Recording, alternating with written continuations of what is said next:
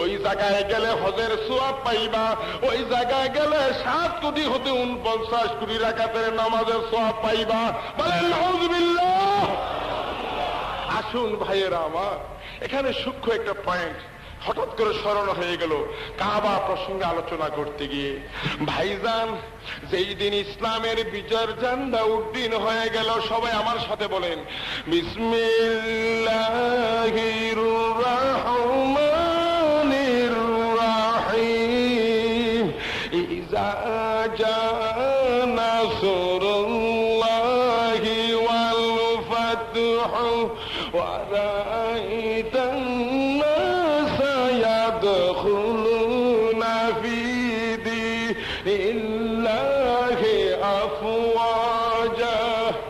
এই আয়াত কারিমার দ্বারা স্পষ্ট প্রমাণ হয়ে গেল, যেই দিন ইসলামের বিজয়ের ঝান্ডা উড্ডীন হয়ে গেল, যেই দিন ইসলামের বিজয়ের পতাকা উড়ে গেল, মানুষ দলবদ্ধভাবে সত্য দিন ইসলামের মধ্যে প্রবেশ করতে লাগলো, সেই দিন আমার মদিনাওয়ালা হযরতে বেলাল রাদিয়াল্লাহু তাআলা আনহুকে ডাকলেন। মুখ খুলে আওয়াজ করে বলুন কাকে ডাকলেন? এই জন্য ডাকলেন আযান দেওয়ার জন্য। নবীজি ঘোষণা করেন, বেলাল, আল্লাহর ঘরের ছাদের উপরে উঠে আযান দাও। হযরতে বেলাল বলেন, ফিদাকা আবি ওয়া উম্মি ইয়া রাসূলুল্লাহ, ইয়া রাসূলুল্লাহ, আমার আব্বা আম্মা, আমার জানমাল আপনার উপরে উৎসর্গ হোক, কুরবান হোক। ইয়া রাসূলুল্লাহ, আপনি হুকুম করেছেন আল্লাহর ঘরকে সামনে রেখে আযান দেওয়ার জন্য। ইয়া রাসূলুল্লাহ, আমি এখন কোন দিকে ফিরে আযান দিব?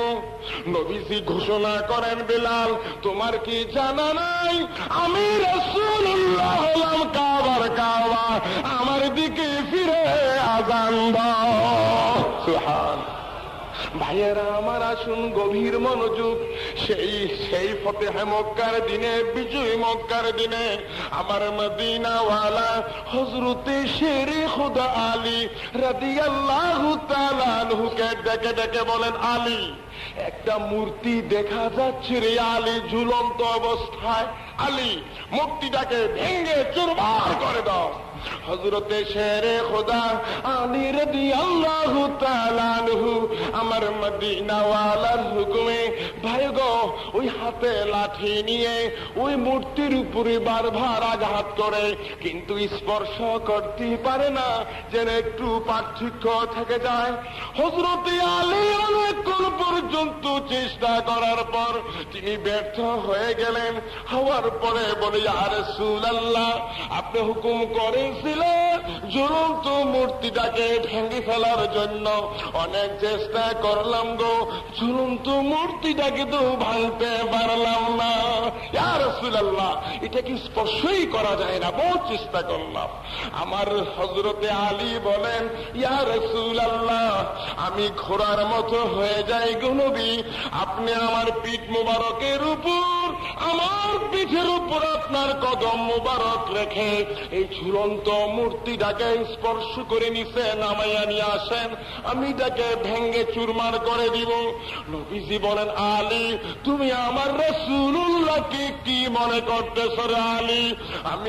আমি রাসূলুল্লাহ যদি তোমার আলীর পিঠের উপর কদম মুবারক রাখি, তুমি জমিনের মধ্যে দাফন হয়ে যাবে। তাই নবীজি ঘোষণা করেছেন, দলিল আনা মদিনাতুল ইলমি ওয়া আলিয়ু বাবুহা, আমি রাসূলুল্লাহ হলাম ইলমের শহর, আলী হলো তার দরওয়াজা। সুবহানাল্লাহ। ভাইয়েরা আমার, আসুন কিছু সংখ্যক ভাই সাহেবেরা ইলমে মারফতের নাম নিয়ে নাক ছিটকায়, আছে কিনা ভাইজা? ঠিক না? এলমে মারফত তাসাবুফ পন্থীদেরকে নিয়ে তারা অনেক সময় কটাক্ষ করে, টিটকারি করে, তিরস্কার করে। কেননা এদের কালের মধ্যে রাসূলুল্লাহর ইশকের নূর না থাকার কারণে, আল্লাহর ওলিদের মহব্বতের নূর না থাকার কারণে ভাইয়েরা আমার, তাদের কাল মূর্ছা হয়ে গেছে। মূর্ছা কলব, জিন্দা লাশ। বলেন নাউযুবিল্লাহ, বলেন না। মুর্দা কলম, জিন্দা লাশ, ঠিক না ভাইরা আমার? তারা চোখে তারা মুমিনকে কমিনের মতো দেখে, কমিনকে ভাইরা আমার এই যে কমিনের মতো দেখে, আর নিজকে নিজে অনেক কিছু মাকফান করে। নাউযুবিল্লাহি মিন যালিক। সাবধান, এলমে তাসাব্বুফ আমার সরকারে দো আলম মদিনাওয়ালা এলমে তাসাব্বুফ নিয়ে তিনি দুনিয়া শুভাগমন করেছেন।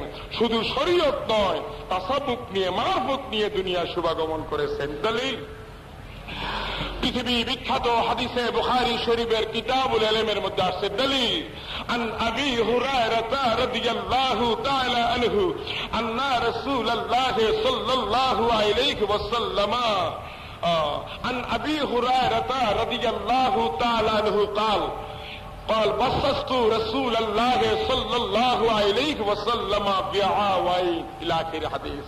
হযরত সাইয়েদনা আবু হুরায়রা রাদিয়াল্লাহু তাআলা আনহু বর্ণনা করেন, আমি আবু হুরায়রা রাসূলের পাক থেকে দুই প্রকার ইলম অর্জন করেছি। মুখ খুলে বলুন, কয় প্রকার ইলম? আওয়াজ করে বলুন, কয় প্রকার ইলম?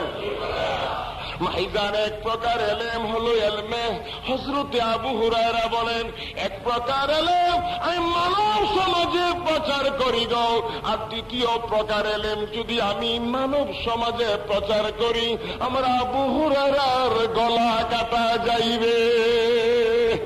এটা হলো হাকিকতের এলেম। তা আসুন শরীয়ত তরিকত প্রসঙ্গে বলছি। প্রায় সময় বক্তব্যের মধ্যে কেবল আজান হুজুর হুকুমে তার দয়ায় অনেক এই তাসাব্বুফ প্রসঙ্গে অনেক কথা পূর্ব বলেছি, আজকেও আবার আমি গুনাহগার বলছি। কেবল আজান হুজুরের কদম মুবারক উসিলা করে। দলিল ভাইয়েরা আমার, আসুন একদিন বড় পীর গাউসে পাক কোরআন শরীফ তালাওয়াত করতেছেন। তালাওয়াত করার সময় একজন হাফেজ সাহেব, বিশ্ববিখ্যাত অভিজ্ঞ হাফেজ, সে বলল, হে বড় পীর, আপনি কোরআন শরীফের একটি আয়াত পড়েছেন, জেরের জায়গার মধ্যে জবর পড়লেন, যেখানে জের হবে এখানে জবর কেন পড়লেন? হযরত গাউসে পাক যারা শর্মিন্দা হয়ে যায়, আল্লাহ পাক আল্লাহর ওলিদেরকে শর্মিন্দা করেন না। এমন সময় এলহাম হইল, হে গাউসুল আজম, তুমি হাফেজকে বলো সে যেন লোহে মাহফুজের দিকে তাকায়।